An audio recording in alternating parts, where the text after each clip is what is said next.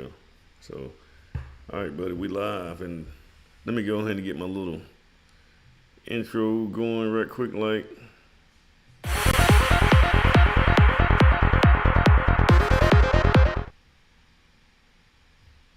something I think it did it, but I don't know if it. Let me see.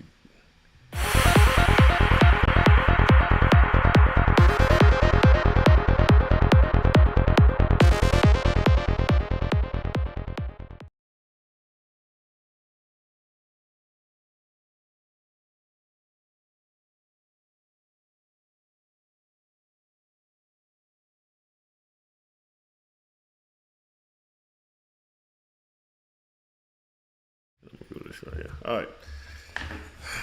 All right, guys. I got my buddy here, longtime friend. His name is Kelvin Davis, and he's coming on.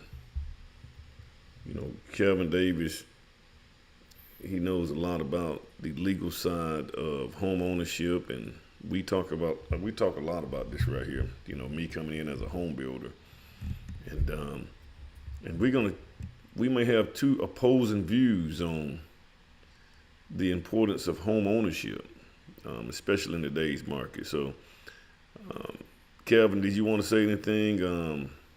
Add some more information about yourself, or I wish I had something else I can write down. I mean, I probably know too much about you at this time. We've been knowing each other for what, 30 years now. Absolutely, absolutely. Okay. But recently, I've been working with people who are trying to get their personal debt situations, basically in a better situation credit-wise. So I've also done a lot of work with real estate agents, mortgage brokers, title, everything concerning the back side of home ownership.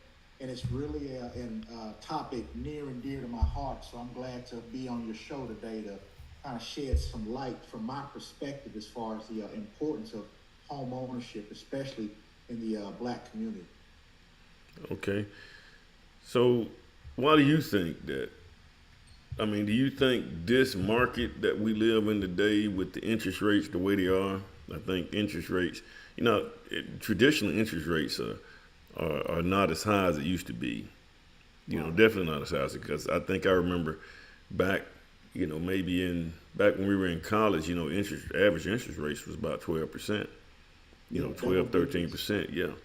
And now, even they went down really low. So, like I financed my house for under 3%, but now they're almost 6.5 to 7%. So, do you think it's a good idea that we jump out here into this housing market and buy houses, at this economically um, challenging time? Well, unfortunately, we have two things going on. One, the interest rate, and two, because the supply of houses is so low, it causes the cost of houses to be high. So it's a double whammy for homeowners. But I mean, it's like the best time. The old saying goes, the best time to plant a tree was 20 years ago. The next best time is today. So I think that, if you're trying to catch the best market to buy a house, you'll be waiting around forever. So if you are able to get into a house and either refinance it at some point to get you a better interest rate, or if the supply remains as low as it is, the house value is going to rise necessarily. So I think that trying to time the market isn't the best strategy. A lot of people have been trying to time the market and find themselves still renting, still putting money into property that they'll never own. So I think that now is as good a time as any. But I have to be honest and say that in addition to the interest rates being relatively high, like you said, we're used to, and it's just recently that the interest rate got down so low to 2 and 3%. That was a recent phenomenon. But before, they were in double digits, 10, 15 years ago. So they're, relatively speaking, it's not high. It's not as good as it was a year or two ago. But with that being said, in addition to that, the supply of houses is low. So that causes the cost to be higher. But as the supply is generated and you builders catch up with the demand, now we'll start to see the price of houses come down and the interest rates won't matter as much because the price will be lower. So you think the price of houses gonna what's gonna make the price of houses come down? The supply. If you only have 10 houses or 1,000 houses for sale, and you got 2,000 people who want houses, the price the seller's going to be able to demand what they want. The price is going to be high. You know the That's right. law of supply That's right. and demand. That's right. Yeah. Well, let me ask you this right here, man. What do you think is causing the? I mean, I know there's not a lot of houses, but what else is? What do you think is causing the cost of houses to go up, other than builders not building a lot of houses? You think is that people? Let me let you say it. What do you think? What do you think some other aspects is causing the cost of houses to go up? Well, I think the low supply is a major factor. Another reason may be that you have real estate agents involved, and real estate agents, their thing is to make money and get a check. So you have that factor that you have to look into as well. I mean, this is people's lifestyle, the way that they generate money for their families, for their in their careers. So you have that to come into play as well. If I just had to pull something out of the air as far as why prices, and of course you have homeowners who are still thinking that it's the market from a couple of years ago where houses were flying off the shelf, quick, fast, as quickly as you put your house up, and people were getting into bidding wars over houses, and they were not only bidding what you were asking for your house, but they were bidding, over and above what you were bidding for houses because the supply was so low, and people were, trying to get in houses. The interest rate was super low, and people were, willing to offer over and above what you were even asking for your house. So a lot of sellers, are hoping that the market is still in that situation, and it's not. People aren't paying asking plus, thousands of dollars over. So it's like, sellers are going to have to come to reality that we're not in that market pre-COVID or immediately post-COVID. Well, pre-COVID is really when things were hot and houses were flying off the shelf like, nobody's business. So sellers have to get it in their heads that we're not in that market. We're in a new market, and you're not going to get houses flying off the shelf. You're not going to get what you're asking plus 5, 10, 20,000. People aren't getting into bidding wars like they were, a few years ago. And also, I mean, man, you gotta.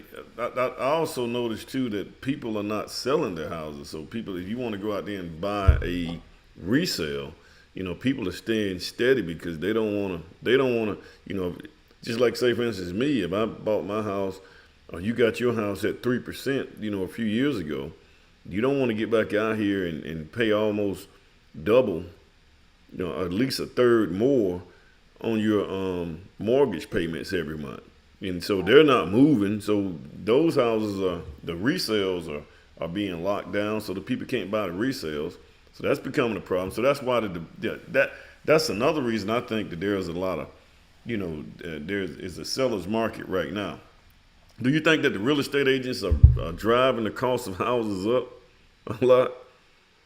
You know. Well, not a lot. I mean, they got to get their money, and the sellers, like I say, have it in their mind that it's the market from a few years ago, and they're wanting to get top dollar, especially like you say, to have to buy a house now in a limited supply market. The houses are costing more, the interest rates are higher, and if they were like you and me and took advantage of the interest rates, from a year or so ago, if they're at 3% interest rates or lower, then they're not really trying to get out there, have to spend the money for the higher priced houses, get higher interest rates, and then not get, what their imagination says that their house is worth. So I think, yeah, the sellers are definitely trying to get everything they can, and if the well, because the real estate agents are entitled to a commission for the work that they do, that seller is going to want to try to recoup that and probably tack that on to the cost of the house. Do you think the real estate agent should be getting, typically real estate agents gets it's usually a 6% commission, but in most Right. cases, like in new construction, they usually do two and a half, two and a half. But the real estate agent, they bring the buyer and they sell. If they're on both sides of it, would they get like a MIOP or whatever they call it? They get 5% and 1% for marketing. Do you think the real estate agent should be making that amount on commission? So if I look at see if I got a $500,000 house, the average house in America right now is 500. I think it's $547,000. Let me say this before you go there, because I got a bunch of real estate agent friends who want to get inside. Let's get back to the home ownership and the importance of home ownership as a pillar of building generational wealth in the black community. Because I mean, real estate agents they work hard. I don't feel like the selling agent works as hard as the buyer's agent. Because the selling agent, more or less, they put the house on the market. They put the signs out. They have to do their marketing, whatever. But it's the buyer's agent that is actually bringing clients to see the house.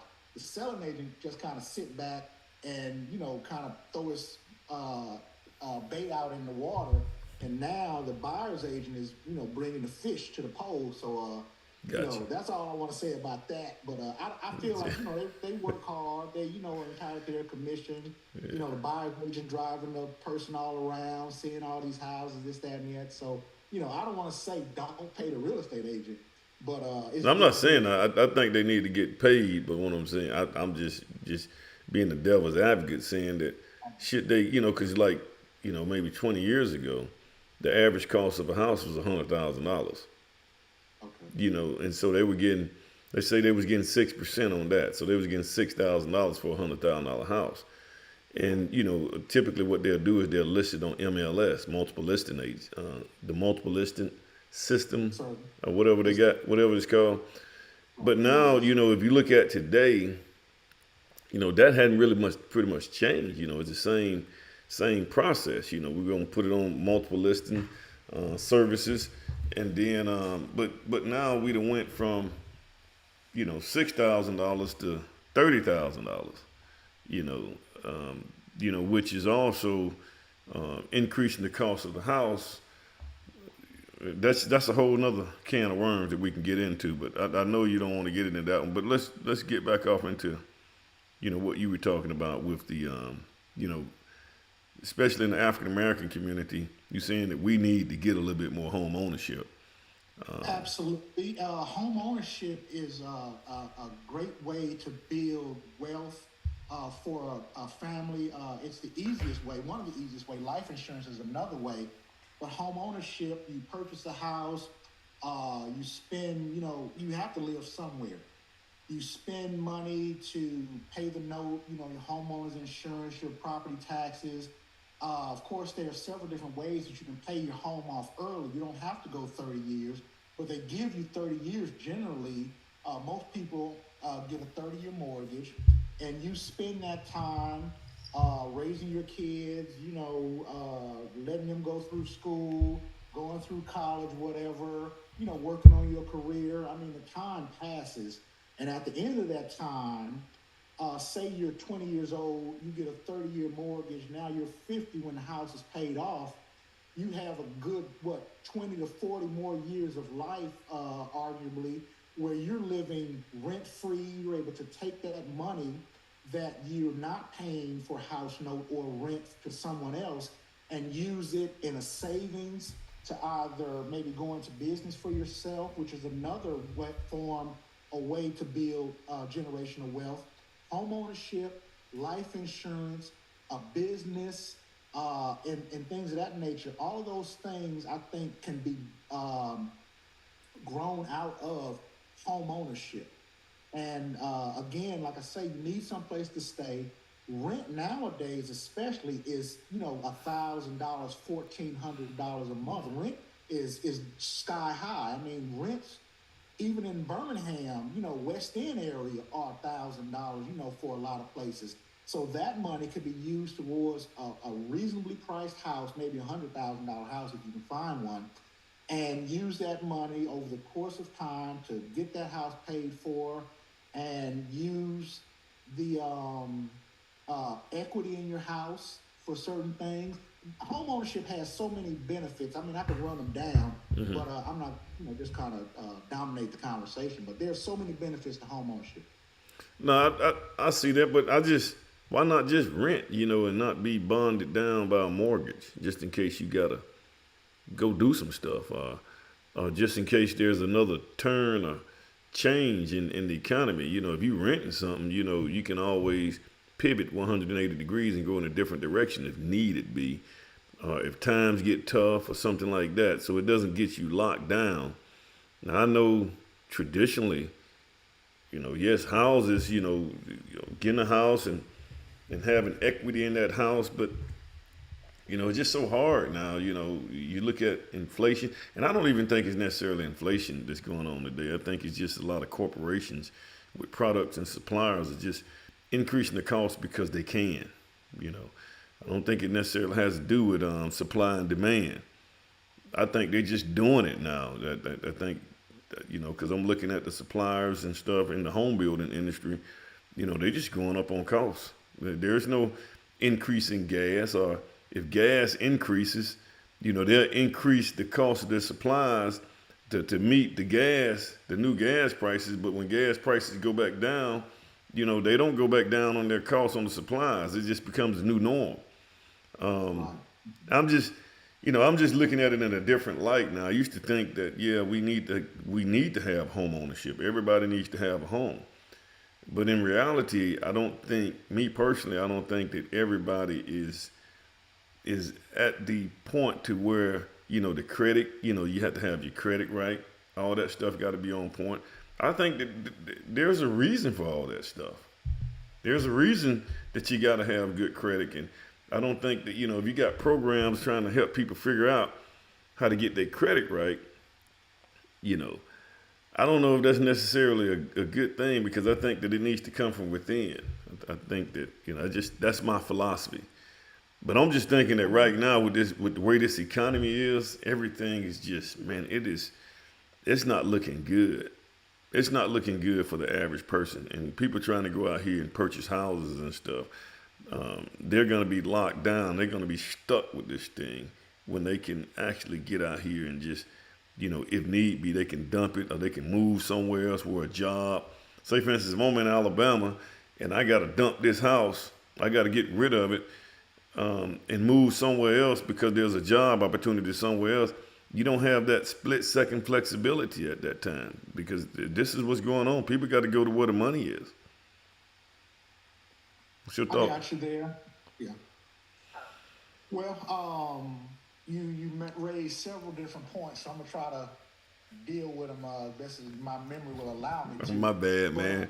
you got excited, I got you. But as concerning home ownership, I definitely advocate for it. To say that people will have to get their lives in order, get their credit straightened out, become responsible adults, and things of that nature, that is not a reason not to be a homeowner. We should get our credit straightened out. We should be responsible people. And I think that the fact that home ownership calls for you to become that person is another benefit or plus for people to seek out home ownership. Is if this is what is going to make the difference in your life and cause you to become a model citizen, if you will, and to take a hold of your part of the American dream, then I think that home ownership is that much more important. Let me ask you this right here. Why does having a home, why is that considered the American dream? Where did that come from?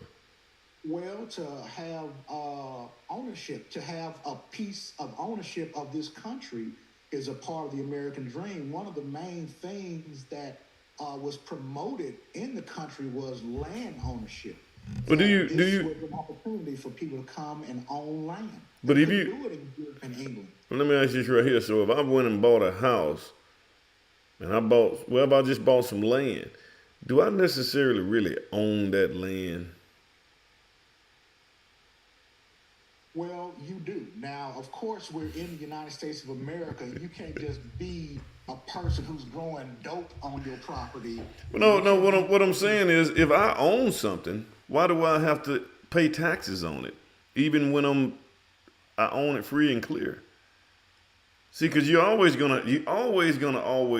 pay taxes in whatever municipality or county you're gonna be in. So do we necessarily really ever own that land outright? Well, I'm going to say at the age of 65, you no longer pay taxes. So that's not necessarily true what you just said. I Because did you not have know that. an exemption. Older people have an exemption and they're not paying taxes. They're not paying taxes on their property. Correct.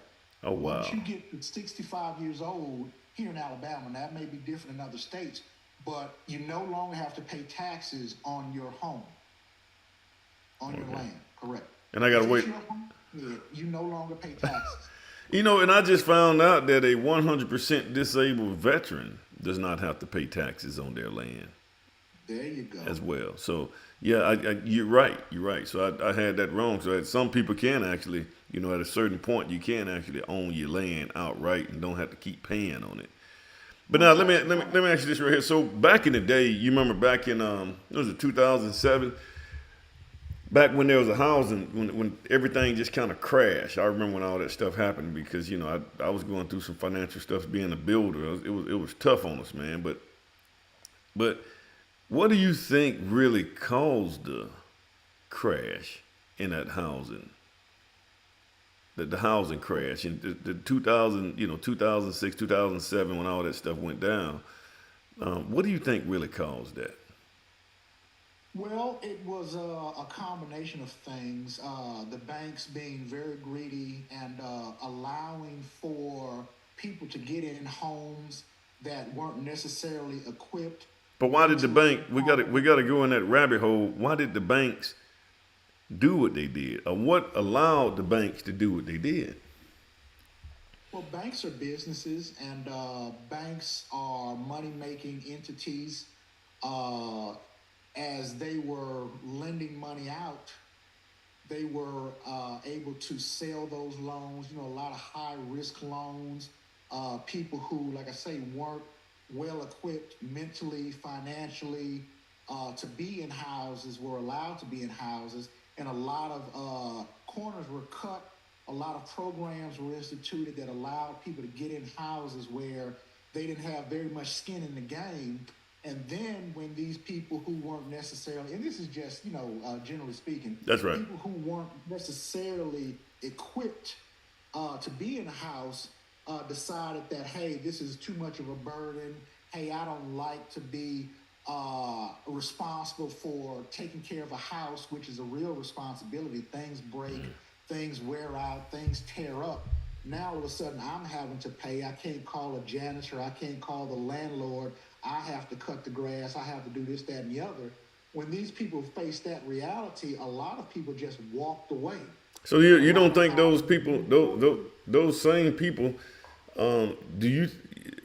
So what you're saying is they weren't mentally ready. Financially, mentally, Exactly. a lot of people weren't, equipped, ready. And And that's all I'm saying. That's all I'm saying right now. Now, the reason that those guys, see, the government created what it is, Fannie Mae and Freddie Mac. They created these programs to back those loans, and because they were going to back those loans, the banks were able to, if they were being backed by the government, the banks were able to just loan out money to anybody. That's why they came up with all these predatory loans that they was pushing on these people, and these people weren't ready. But the government was the one that came in and said, everybody should have their own house. Everybody should be able to have, and they sold us. You got to have the American dream. This is what I think. And so, and it just, everything just, those people weren't ready. And I just think that even today, I mean, yes, we can say that African Americans need to be in houses and things like that.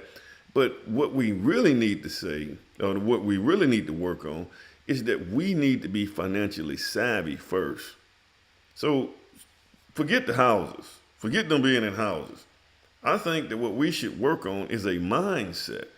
Um, they need to be mentally capable of being able to deal with certain things. They need to be able to budget. They need to be able to think about credit and think about long term goals and things like that before they even before they even house come. You don't just sit these people in houses. It's the same concept. And we can get into the schools. I used to be a teacher, so back in the day when I taught, they had a concept in the city schools. They was like, if we build these nice schools, the people would rise up to the level of the schools that were, because they had these big nice schools and like Hoover and stuff like that. And so in the city, it's the same thing. They say, okay, we build these big nice schools, the people and the kids will actually do better. But it actually got worse. It got worse. They built these brand new schools and stuff, and it's the mentality of the people that were in the schools that it made it worse. And then they started tearing up the schools. I went into some of the schools and they just look just beat down. So what I'm saying is, I think you need to change the mindset of the people. And we worry about that other stuff later, because if you fix that problem, those people will start seeing the importance of other things that they need to be doing. Unfortunately, there were a lot of things ingrained into the mindsets of the African American that I believe is going to take a lot more than just a few therapy sessions. We actually were brought up, and I don't know if you know this, but we were brought to this country to do hard labor. And that's it. We were brought over here to do hard labor, and that's what we were made to do for several hundreds of years. And then when we were, quote unquote, emancipated, now all of a sudden you have a bunch of people who have been freed from the obligation of hard labor for several hundreds of years. No therapy was given. They're just loosed. And now all of a sudden, it's kind of like you taking your children and just putting them out of the house. They're teenagers. They haven't been equipped or informed on how to go out and make a living for themselves, how to grow food, how to work, how to get a job, how to do anything. You just put them out on the street, and you're saying, why in the world can't you all do better? Why are you living on the street? Why are you not being able to take care of yourself? Why are you running around wild, robbing, stealing, and killing? Why are you acting a fool? I got you. But here's okay. All right. But here's what I see in that. So if that's the position that you have on that, then why is it that people from third world countries, same dark skin that we have, they can come over here without anything? They don't have anything. They broke. They downtrodden, and they come over here and they work and work. And you got Nigerians, they just as black as we are. You have Caribbean got people. Blackness. It's not about the skin color. It's about the. But what I'm saying is you have people like that in other countries that come over here and they work hard and they actually excel above whites in this country and do better. I think, and here's another thing. I get this, man. Yes, we were slaves at one. Our ancestors were slaves, but here's. I'm talking about slavery. I am talking about the slavery, but in addition to the slavery, there was a mental trick that was played on our minds that won't allow us to work together to achieve very much. We're in competition with each other and don't even know why. Well, see, hold on. Let me say this right here. Hold on, let me say this right here. I would agree with you. I would agree with you 100%. And say that there was, and I do think that there was some mental damage that we had, coming out of slavery. But the problem that I have when it comes down to slavery is that once the slaves were emancipated, we actually did better. We actually had our own businesses. I did a video about the Davis-Bacon Act. Prior to 1932, all the contractors were African American men.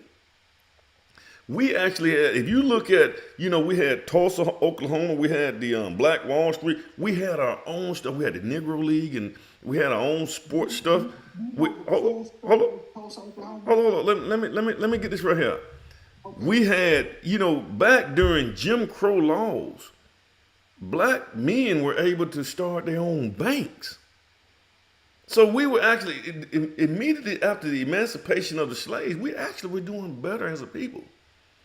It wasn't until, see, I don't believe that you all of a sudden, okay, yeah, we were doing bad during slavery, and then all of a sudden we're doing really good, and then boom, we go back down again. I don't believe in that leapfrog philosophy. Because and then you got to look at what happened after the emancipation, because 90% of African Americans were married, so you had, you didn't have 75 to 80% of African Americans being raised out of wedlock, not having fathers in the household. You didn't have that back then, which is one reason I think that we were doing better. It wasn't until they introduced the welfare state to us that we actually dramatically went down all of a sudden.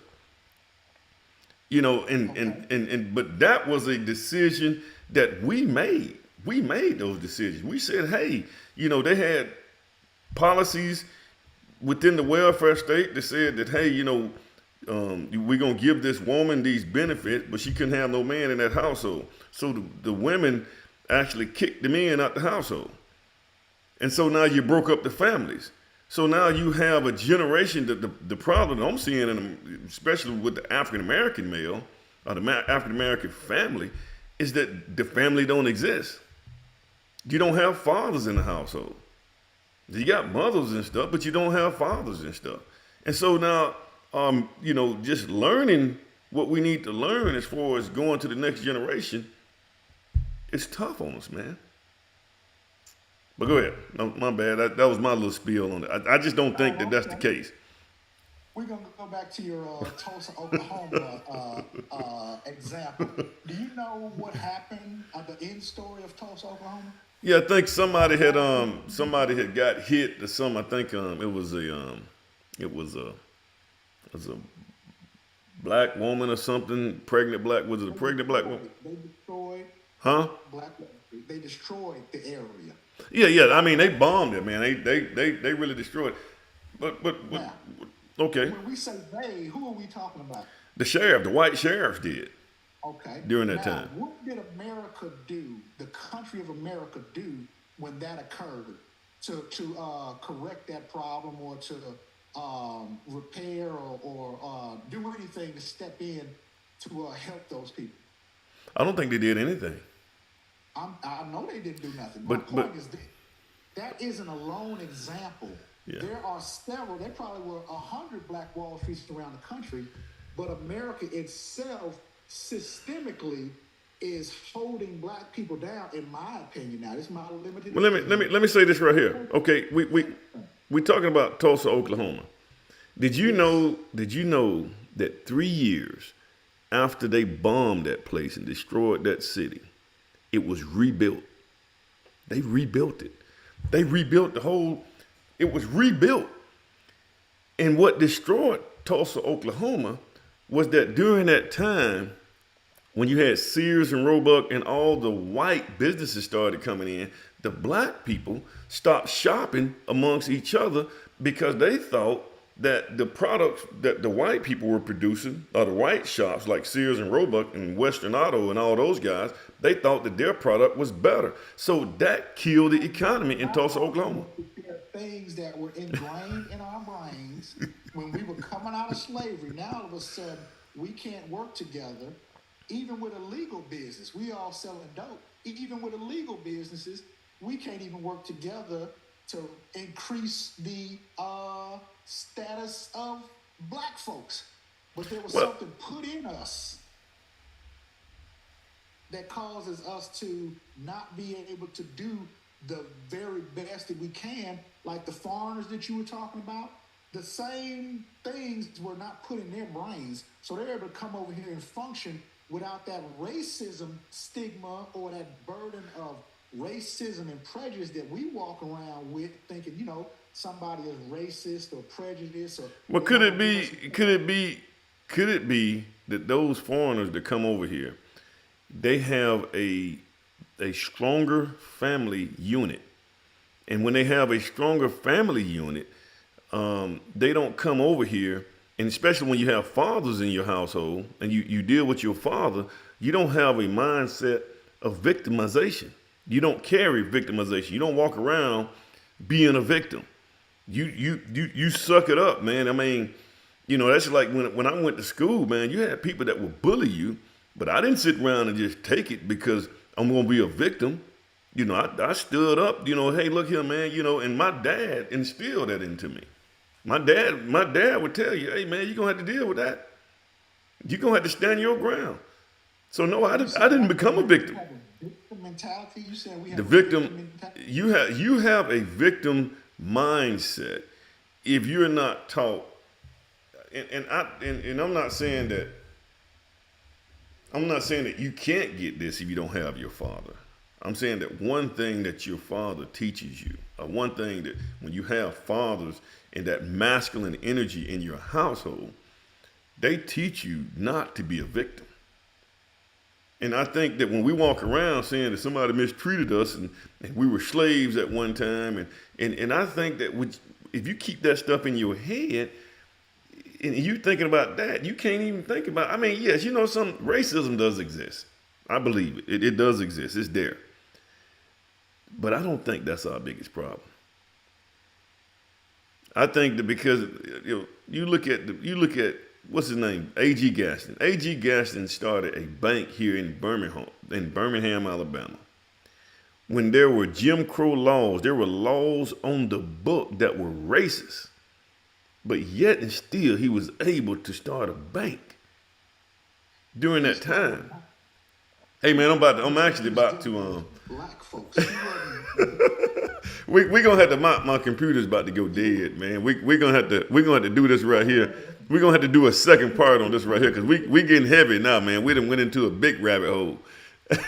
All right, man. I appreciate you for joining, man. Hey, we got to get together and do this again, and check the YouTube out, man. This is like we just kind of getting this thing started. Let me see if I can do my little extra. Let me see.